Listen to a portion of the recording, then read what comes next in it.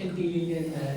देखेंगे आपको यदि कहता है कि रिपोर्टेड वर्ब इंपरेटिव सेंटेंस में होगा तो सेड टू को ऑर्डर्ड, रिक्वेस्टेड, कमांडेड, एडवाइज्ड और सजेस्टेड में प्रयोग करेंगे रिपोर्टेड के भाव के एक्सप्रेशन के अनुसार। यदि कहता है रिपोर्टेड वर्ब में आपको आदेश देनी, मतलब आदेश देने का बोलो, जैसे कहता है open the door, get out in the class, तो ये क्या हो गया, आदेश देने की बात हो गई। जब आदेश देने की बात होगी तो हम क्या करेंगे, इस सेड टू को ऑर्डर्ड में चेंज कर देंगे।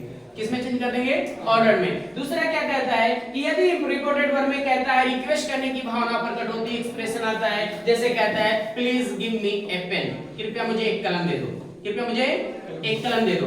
तो जब कृपया मुझे एक कलम दे दो की जब बात होती है तो क्या कहलाता है, यहाँ रिक्वेस्ट करने की बात होगी। या कोई कहता है please give me a glass of water, कृपया मुझे एक गिलास पानी दे दो, तो यहाँ पे क्या हो रहा है, विनती करने की भावना आ रही है, रिक्वेस्ट करने की भावना प्रकट हो रही है। तो इस आधार पे हम सेड टू को किसमें बदल देंगे, रिक्वेस्टेड में। अगर आपको कई सलाह देने की बात होगी, जैसे आप डॉक्टर के बहुत फेमस सा उदाहरण है, take the medicine daily, take the medicine daily. Doctor patient से क्या कहता है, पेशेंट से कहता है कि दवा आपको प्रतिदिन लेनी है, तो आपको क्या करता है, सलाह देता है। क्या करता है, सलाह देता है। और सलाह की स्थिति में हम सेड टू को हम बदल देंगे एडवाइस में। और कहीं आपको सुझाव देने की बात होगी तो सुझाव देने का जब बोध होगा तो हम सेड टू को बदल देंगे सजेस्टेड।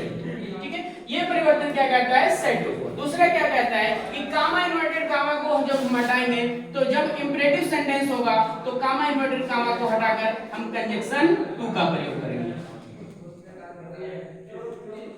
इसका प्रयोग करेंगे, कंजंक्शन टू का प्रयोग करेंगे। कब, जब आपको रिपोर्टेड वर्ब इंपरेटिव सेंटेंस में होगा तो कामा इन्वर्टेड कामा को हटाकर कंजंक्शन हम टू का प्रयोग करेंगे। ये किसमें, इंपरेटिव का रूल है। लेकिन इसमें इंपरेटिव का एक निगेटिव भी रूप आता है। इंपरेटिव में भी क्या आता है, निगेटिव के रूप में भी आता है। जैसे कहते हैं don't look me, don't touch my phone, ठीक है, don't stare me, do not come here. तो ये क्या है, ये इंपरेटिव सेंटेंस में है लेकिन निगेटिव के रूप में है। तो इसका भी जब आप परिवर्तन करेंगे, आपको इसमें एक रूल्स और है, जब आपका निगेटिव का होगा, जब आपका निगेटिव के रूप में होगा तो इस साइड टू को हम किसमें भी बदल सकते हैं, साइड टू को हम फॉरवर्ड में भी बदल सकते हैं। किसमें बदल सकते हैं, कोई भी होगा उससे जब नेगेटिव के रूप में होगा तो साइड टू के स्थान पर requested, order, commended, advice, suggested का प्रयोग ना करके हम फॉरवर्ड का भी प्रयोग कर सकते हैं। अगर फॉरवर्ड का प्रयोग करेंगे तो उसका रूल्स अलग है। तो यहाँ पे कंजंक्शन टू का भी प्रयोग ना करके, नॉट टू को हटाकर केवल टू का भी प्रयोग करते हैं। ये इंपरेटिव के रूल्स में। अगर आपका कहता है एक्सक्लेमेटरी सेंटेंस, तो एक्सक्लेमेटरी सेंटेंस अगर आपका रिपोर्टेड वर्ब एक्सक्लेमेटरी सेंटेंस हो तो साइड टू को हम किसमें बदलेंगे, अगर आपका क्या हो, एक्सक्लेमेटरी सेंटेंस हो। कौन एक्सक्लेमेटरी सेंटेंस हो, रिपोर्टेड वर्ब या क्लास। तो एक्सक्लेमेटरी सेंटेंस होगा तो एक्सक्लेमेटरी सेंटेंस में साइड टू को, मतलब रिपोर्टिंग वर्ब में जो परिवर्तन होगा, साइड टू को हम बदल देंगे किसमें, एक्सक्लेम्ड में। किसमें बदलेंगे, एक्सक्लेम्ड में। अगर आपका क्या है, एक्सक्लेमेटरी सेंटेंस है तो साइड टू को बदलेंगे एक्सक्लेम्ड में। आगे भी रूल है कुछ। एक्सक्लेम के साथ हमें रिपोर्टेड वर्ब के भाव के अनुसार उसमें हमें क्या जोड़ना होगा, एक्सक्लेम के साथ with Joy,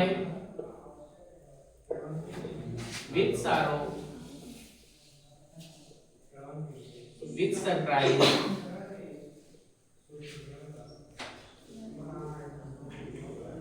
with surprise, very great का भी प्रयोग करते हैं। कब, एक्सक्लेम के साथ। अब एक्सक्लेम के साथ विद जॉय कब जोड़ेंगे, विद सारो कब जोड़ेंगे, विद सरप्राइज कब जोड़ेंगे। इसमें क्या है रूल्स कि ये कहता है कि जब एक्सक्लेमेटरी सेंटेंस में आपको कहीं दुख की भावना प्रकट होगी, किसकी, दुख की भावना, दुख का एक्सप्रेशन होगा, तो वहां पर एक्सक्लेम के साथ विद सारो जोड़ेंगे। क्या जोड़ेंगे, विद सारो जोड़ देंगे। अगर आपको एक्सक्लेमेटरी सेंटेंस में आपको कहीं खुशी की भावना प्रकट होगी, खुशी एक्सप्रेशन होगा, तो वहां पर हमें विथ जॉय का प्रयोग कर देना होगा।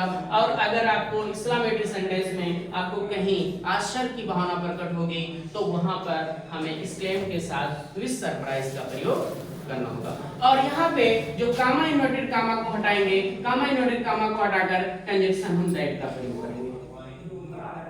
किसका प्रयोग करना है? कंजंक्शन दैट का प्रयोग,